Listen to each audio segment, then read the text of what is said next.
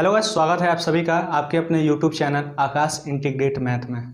तो हम लोग फंक्शन पढ़ रहे हैं, फंक्शन का सीरीज स्टार्ट किए हैं, जिसमें हम लोग फंक्शन का डेफिनेशन देख चुके हैं। हम लोग डोमेन के बारे में जान चुके हैं। मॉडुलस फंक्शन पढ़े हैं, मॉडुलस फंक्शन के कुछ क्वेश्चन भी सॉल्व किए हैं। तो आइए आज हम लोग लॉगरिथम फंक्शन के बारे में पढ़ेंगे, एक्सपोनेंशियल फंक्शन के बारे में पढ़ेंगे। चलिए हम लोग स्टार्ट करते हैं एक्सपोनेंशियल फंक्शन। एक्सपोनेंशियल फंक्शन पढ़ने के बाद हम लोग लॉगरिथम फंक्शन पढ़ेंगे। एक्सपोनेंशियल फंक्शन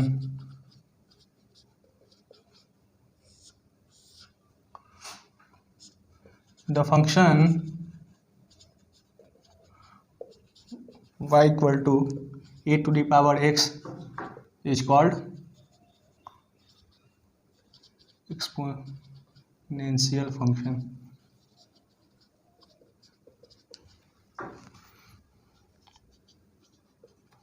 यहाँ पे x का वैल्यू क्या होगा?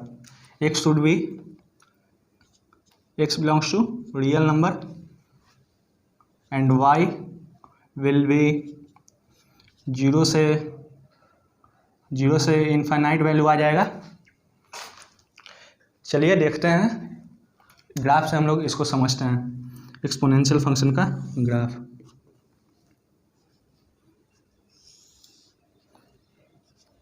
जब a ग्रेटर देन 1 होगा तो इसका ग्राफ कुछ ऐसा बनेगा। एक्सपोनेंशियल फंक्शन का ग्राफ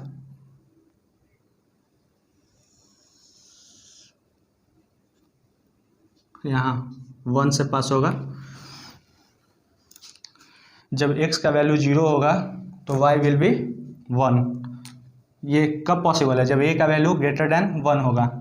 इसमें हम लोग देख रहे हैं कि ये ग्राफ कहीं भी x एक्सिस को कट नहीं कर रहा है। इसका मतलब क्या होगा कि x जो होगा मीन्स इस फंक्शन का जो डोमेन होगा वो रियल नंबर होगा और इसका जो रेंज होगा वो 0 से बड़ा होगा, 0 टू इनफाइनाइट। देख रहे हैं y एक्सिस का वैल्यू x हम कहीं भी ले लें तो y का वैल्यू हम लोग को मिलेगा ही मिलेगा। y का वैल्यू मिलेगा और उसका वैल्यू क्या होगा? वो हमेशा पॉजिटिव होगा। तो x बिलोंग्स टू, इसका डोमेन हो गया x belongs to real number, इसका रेंज 0 से इनफाइनाइट। चलिए अब हम लोग समझते हैं इसका नेचर क्या होता है। ये देखते हैं एक्सपोनेंशियल फंक्शन का नेचर क्या है। नेचर, एक्सपोनेंशियल फंक्शन जो होता है ना वो नॉन पीरियोडिक होता है। अभी आगे हम लोग पीरियोडिक फंक्शन पढ़ेंगे, नॉन पीरियोडिक फंक्शन पढ़ेंगे। क्या होता है यहाँ पे हम लोग थोड़ा सा रिवीजन कर लेते हैं, क्योंकि आगे जब हम लोग पीरियोडिक फंक्शन और नॉन पीरियोडिक फंक्शन पढ़ेंगे तो वहाँ पे विस्तार से पढ़ेंगे। उसके लिए कोई दिक्कत वाली बात नहीं है। अभी यहाँ पे थोड़ा सा लेकिन समझ लेते हैं कि पीरियोडिक फंक्शन क्या होता है, नॉन पीरियोडिक फंक्शन क्या होता है। ठीक है, इसका नेचर क्या होगा? Non periodic function, non periodic इसका नेचर होगा। और ये जो होगा ये फंक्शन क्या है? ना तो ऑड होगा ना ही even, neither odd nor even, और 1 फंक्शन इसको कहेंगे। आगे हम लोग ऑड इवन फंक्शन भी पढ़ेंगे, 1 फंक्शन भी पढ़ेंगे, मेनी वन फंक्शन भी पढ़ेंगे। जैसे कि जब हम लोग टाइप्स ऑफ फंक्शन अभी पढ़ रहे हैं तो modulus function, logarithm function, greatest integer function, least integer function, signum function, ये सब जब पढ़ लेंगे तो उसके जस्ट बाद पीरियोडिक फंक्शन पढ़ेंगे। फिर हम लोग ऑड फंक्शन, इवन फंक्शन पढ़ेंगे। तो आगे वो सब हम लोग देखेंगे, मैपिंग देखेंगे, 1 मैपिंग, 1 मैपिंग, ये सब देखेंगे। तो आइए समझते हैं, इसको थोड़ा सा देख लेते हैं। तो देखते हैं इसको नॉन पीरियोडिक फंक्शन क्यों कहते हैं, पीरियोडिक फंक्शन क्या होता है, नॉन पीरियोडिक फंक्शन क्या होता है। यहाँ पे बस शॉर्ट रिवीजन हम लोग करेंगे। आगे हम लोग जब पीरियोडिक फंक्शन अलग से पढ़ेंगे तो वहाँ पे विस्तार से पढ़ेंगे। पीरियोडिक फंक्शन क्या होता है? मान लो कोई, देखो एक एक्स टी जब इस चीज़ को फॉलो करे ना इक्वल टू एफ एक्स, यहाँ पे टी क्या होगा? Real positive number. ये t होगा लिस्ट पॉजिटिव नंबर। जब F X T equal to F X आ जाए तो ये पीरियोडिक फंक्शन होगा। इस रूल को फॉलो करेगा तब इसको हम लोग पीरियोडिक फंक्शन इसको इस चीज़ को हम लोग पीरियोडिक फंक्शन कहते हैं। मतलब किसी इंटरवल के, वो शॉर्ट इंटरवल के बाद जब ग्राफ अपने आप को रिपीट करता हो तो उस चीज़ को हम लोग पीरियोडिक फंक्शन कहेंगे। हाँ, जैसे साइन एक्स का हम लोग ग्राफ ले लेते हैं।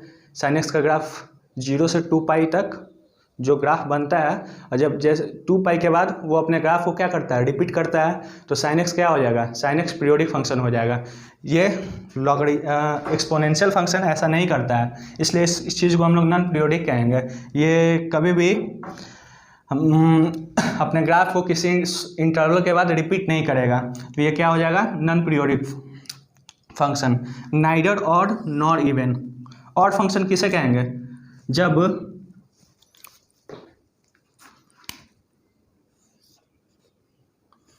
f minus x equal to minus F X आ जाए तो इसको जब फॉलो करेगा तो इस चीज़ को हम लोग ऑड फंक्शन कहेंगे। ठीक है। इवन फंक्शन हम लोग किसे कहेंगे, जब f minus x equal to F x हो जाए तो इस चीज़ को हम लोग इवन फंक्शन कहेंगे। तो ये ना तो ऑड फंक्शन है ना ही इवन फंक्शन है, वन वन फंक्शन। इसका नेचर वन वन होता है। आगे जब हम लोग मैपिंग ऑफ फंक्शन पढ़ेंगे, one one, many one, onto, तो उसमें हम लोग देखेंगे। तो ये दो सेट है, set a, set b. Set a के कुछ एलिमेंट है a b c d, set b के कुछ एलिमेंट है 1 2 3 4 5। तो वन वन फंक्शन हम लोग जब सेट ए के जितने भी एलिमेंट है, डिफरेंट एलिमेंट, उन सब का डिफरेंट इमेज होगा। जैसे ए का इमेज 1 होगा या ए का इमेज कुछ भी हो सकता है, लेकिन सभी का डिफरेंट इमेज होगा। ऐसा नहीं है कि बी का भी इमेज 1 हो जाएगा। तो इस चीज़ को हम लोग वन वन फंक्शन नहीं कहेंगे, इस चीज़ को हम लोग मेनी वन फंक्शन कहेंगे। बी का इमेज 2 हो गया, सी का इमेज 3 हो गया, डी का इमेज 4 हो गया, तो ये क्या हो जाएगा, वन वन फंक्शन। इस चीज़ को एक्सपोनेंशियल फंक्शन फॉलो करता है, इसलिए इसको हम लोग वन वन फंक्शन कहते हैं। इसका नेचर क्या हो गया एक्सपोनेंशियल फंक्शन का, non periodic, neither odd not even and one one function. तो चलिए, ये हो गया एक्सपोनेंशियल फंक्शन। अब हम लोग लॉगरिथम फंक्शन पढ़ते हैं।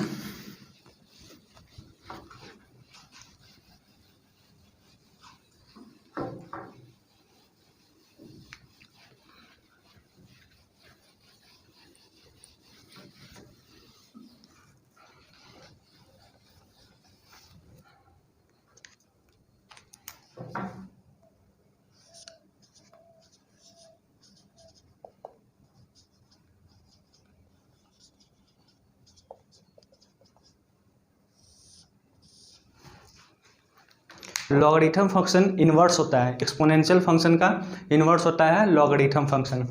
मान लीजिए 2 का पावर 3 इक्वल टू 8, तो लॉग जब लेंगे, log 8 to the base 2 equal to 3।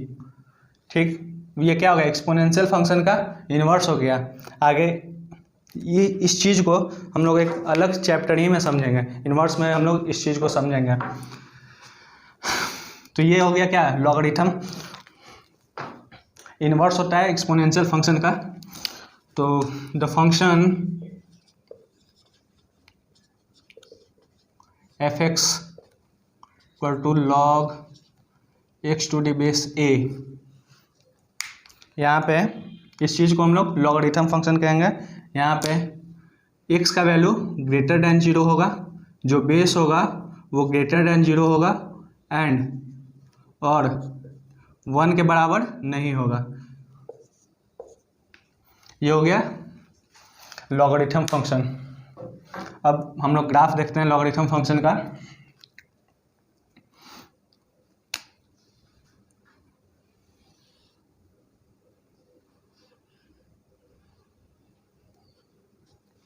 अच्छा, लगता है कि एक्सपोनेंशियल फंक्शन में ग्राफ ये नहीं, ग्राफ शायद हम नहीं बताए होंगे एक्सपोनेंशियल फंक्शन में, जब बेस a का पावर ग्रेटर देन 1 है और जब बेस a 0 और 1 के बीच में है। तो पहले उस ग्राफ को देख लेते हैं, उसके बाद लॉग को देख लेंगे। एक्सपोनेंशियल फंक्शन में y इक्वल टू ax, जब a ग्रेटर देन 1 होगा तो एक्सपोनेंशियल फंक्शन का ग्राफ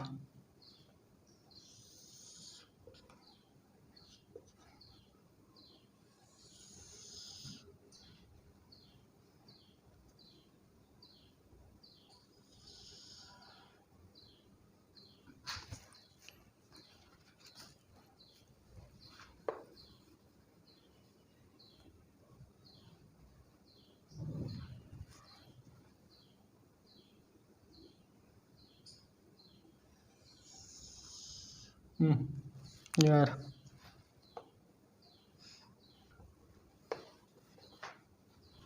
जब a ग्रेटर देन 1 होगा तो एक्सपोनेंशियल फंक्शन का ग्राफ कुछ ऐसा होगा।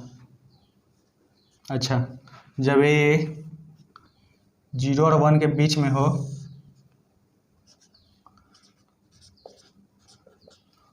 तो ग्राफ एक्सपोनेंशियल फंक्शन का इसके मिरर इमेज बन जाएगा।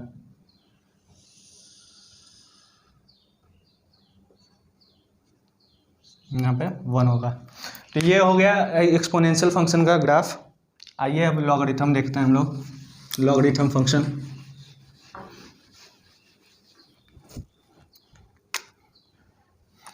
Function F x equal to log x to the base है। इसी चीज़ को हम लोग लॉगरिथम फंक्शन कहेंगे, जहाँ पे एक्स का वैल्यू ग्रेटर देन 0 होगा, A should be greater than 0 and A is not equal to 1। A का वैल्यू 1 के बराबर नहीं होगा।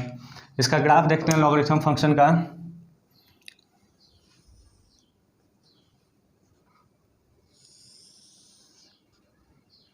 लॉगरिथम फंक्शन का हम लोग ग्राफ देखते हैं।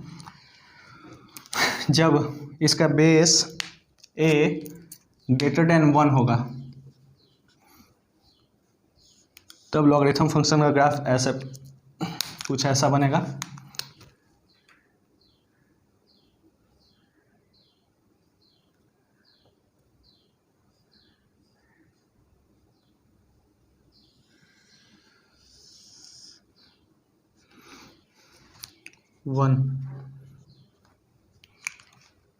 इस ग्राफ से देखिए, ग्राफ से हम लोग बहुत चीज़ समझ सकते हैं। ग्राफ से आइए लॉगरिथम फंक्शन को हम लोग समझते हैं। देखिए, जब x 1 है तो लॉग क्या है, 0 है। अब यहाँ पे हम लोग इससे लॉगरिथम फंक्शन का जब प्रॉपर्टी पढ़ेंगे तो वहाँ पे देखेंगे log 1 to the base a equal to 0, वो हमेशा 0 होगा। यहाँ पे ग्राफ पे भी हम लोग देख रहे हैं कि जब x का वैल्यू 1 है तो y क्या है, 0 है। इसको कुछ नंबर से हम लोग समझ लेते हैं, कुछ नंबर ले लेते हैं, उससे समझ लीजिए, उससे ज़्यादा अच्छा समझ पाइएगा। मान लीजिए 2 का पावर 0 इक्वल टू 1। जब हम लोग लॉग में लेंगे तो log 1 to the base 2 equal to क्या आ जाएगा, 0 आ जाएगा। तो 1 पे क्या है, 0 है।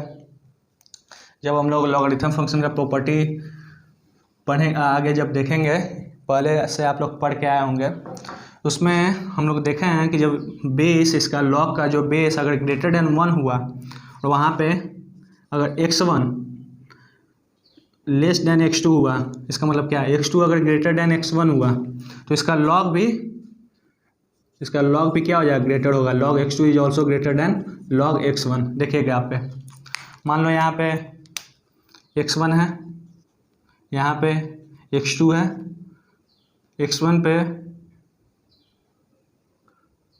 वैल्यू हम लोग को ये मिल रहा है, x2 पे वैल्यू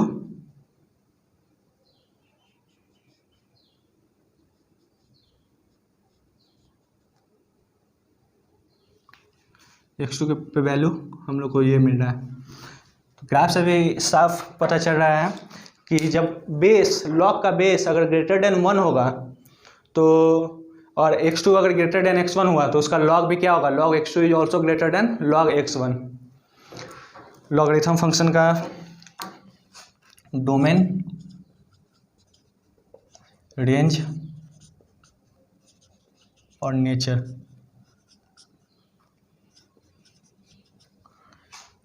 इसका डोमेन 0 से इनफाइनाइट, नेचर रियल नंबर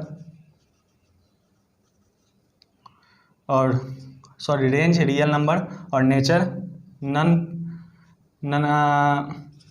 ना तो ये ऑड होगा, नाइदर ऑड नॉर इवन। ना तो ये ऑड फंक्शन होगा ना ही इवन फंक्शन होगा। ये हो गया इसका डोमेन, रेंज और नेचर। अब एक ग्राफ हम लोग देखते हैं जब बेस 0 से बड़ा हो और 1 से छोटा हो।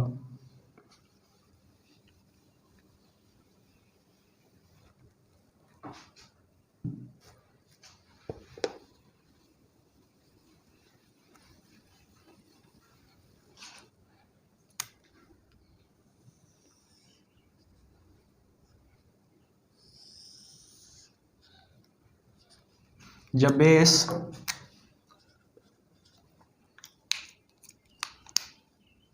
ए का वैल्यू 0 से बड़ा हो और 1 से छोटा हो तो इसका ग्राफ क्या हो जाएगा। इसका ग्राफ एक्स एक्सिस के मिरर इमेज में, जैसे जब बेस ए का वैल्यू ग्रेटर देन 1 था तो ग्राफ कुछ ऐसा था। जब बेस 0 और 1 के बीच में होगा तो ग्राफ जस्ट इसके मिरर इमेज बन जाएगा, वाई एक्सिस एक्स एक्सिस के मिरर इमेज बन जाएगा। देखिए जब बेस क्या था, ग्रेटर देन 1 था तो ग्राफ ऐसा बना था।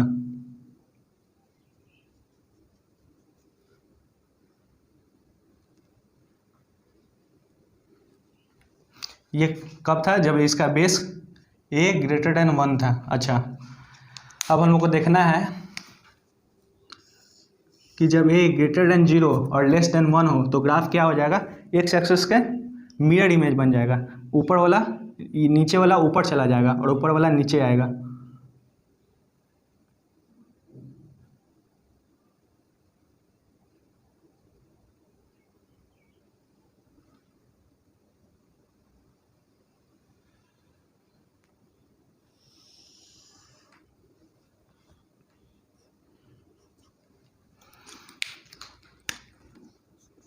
बेस क्या है,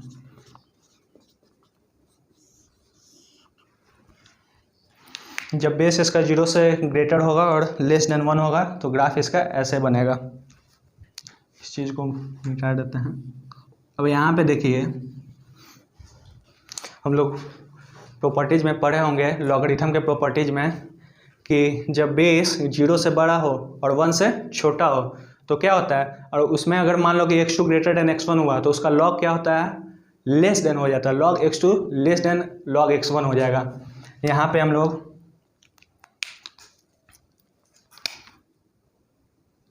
x1 ले लेते हैं और x2 ले लेते हैं। x2 का वैल्यू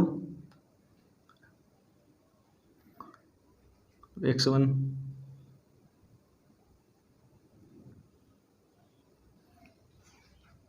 तो ये ग्राफ से साफ पता चल रहा है जब x2 greater than x1, x2 क्या है, x1 से बड़ा है, लेकिन इसका लॉग क्या है, log x2 less than log x1। ये कब पॉसिबल है, जब बेस इसका ग्रेटर देन 0 और लेस देन 1 होगा। a is greater than 0 less than 1। ये तो हो गया लॉगरिथम फंक्शन का ग्राफ, लॉगरिथम फंक्शन का डिफिनीशन। अब हम लोग लॉगरिथम फंक्शन का प्रॉपर्टी पढ़ लेते हैं। प्रॉपर्टी पढ़ने के बाद लॉगरिथम फंक्शन के क्वेश्चन भी देखेंगे। गाइज आप लोग सिर्फ डिफिनीशन मत देखना, क्वेश्चन देखना।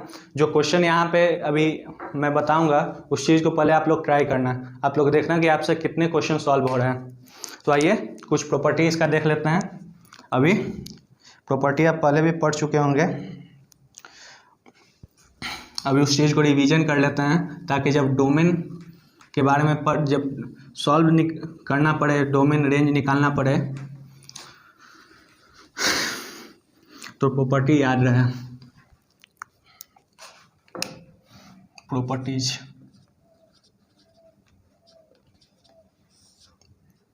फर्स्ट,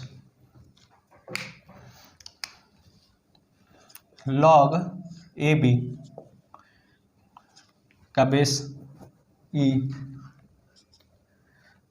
मान लो log A B to the base M है, इसको हम लोग ओपन करेंगे तो log a to the base m plus log b to the base m होगा। सेकेंड, ये सब प्रॉपर्टी आप लोग पहले पढ़ चुके होंगे, फिर भी यहाँ पे हम लोग रिवीजन कर लेते हैं ताकि क्वेश्चन बनाते समय याद रहे। log a by b to the base m equal to log a to the base m minus log b to the base m। Third, log b to the base a to the power m, इसको हम लोग ऐसे लिख सकते हैं m log b to the base a। log b to the base a to the power m को हम लोग 1/m log b to the base a लिख सकते हैं। और यहाँ पे ये भी देख लेते हैं, ए बी ग्रेटर देन 0 होगा, इसमें a नॉट इक्वल टू 1 होगा और m belongs to real number और इसमें m जीरो नहीं होगा। m अगर जीरो हो जाएगा तो क्या हो जाएगा, अनडिफाइन आ जाएगा, नॉट डिफाइन। यहाँ पे हम लोग देख लेते हैं a b greater than zero, a is not equal to 1 और m belongs to real number. A b greater than zero और a not equal to 1, a और b greater than zero, a not equal to 1।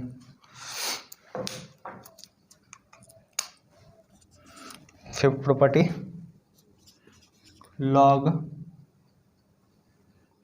b to the base a equal to 1 by log, इसका convert हो जाएगा log a to the base b। इसमें a b greater than zero होगा, a b greater than zero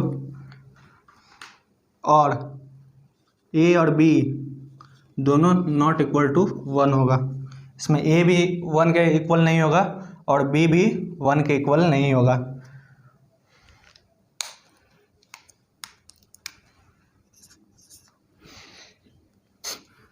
a to the power log m to the base a equal to a। ये हो गया 6 property. अभी आगे कुछ और प्रॉपर्टी देखते हैं लॉगरिथम फंक्शन का।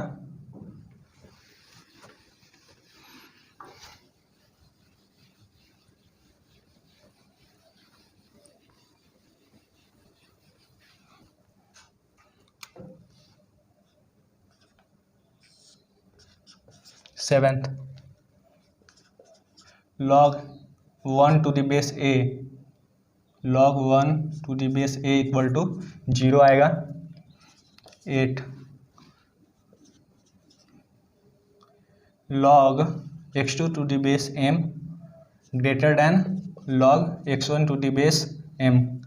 कब पॉसिबल है, जब x2 ग्रेटर देन x1 होगा और इसका बेस क्या होगा, m greater than zero, m should be greater than zero. इस चीज़ को हम लोग पढ़ चुके हैं, ग्राफ से हम लोग समझे थे। 9 जब log x2 to the base m less than log x1 to the base m, यहाँ पे x2 ग्रेटर देन x1 है तो m x2 अगर ग्रेटर देन x1 होगा तो m क्या होगा, 0 से बड़ा होगा और 1 से छोटा होगा।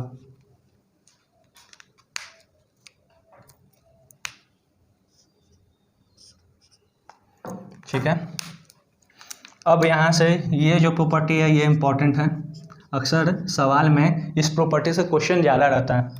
अच्छा क्वेश्चन लॉगरिथम फंक्शन पे इस प्रॉपर्टी पे ज़्यादा बनेगा क्वेश्चन। देखिए log a to the base m अगर ग्रेटर देन b हुआ, log a to the base m अगर ग्रेटर देन क्या होता है, b होता है, तो क्या क्या कंडीशन लगता है,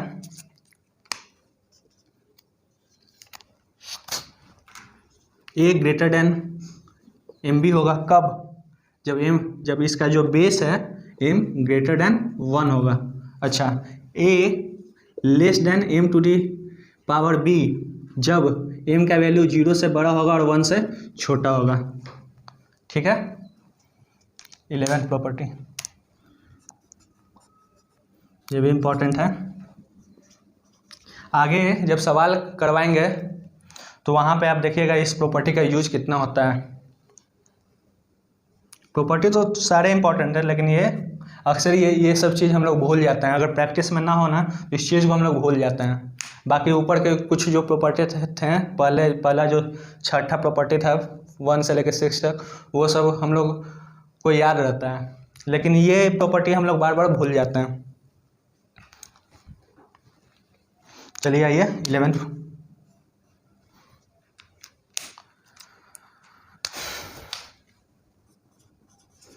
log a to the base m अगर लेस देन b हुआ तो कौन कौन सा कंडीशन लगेगा।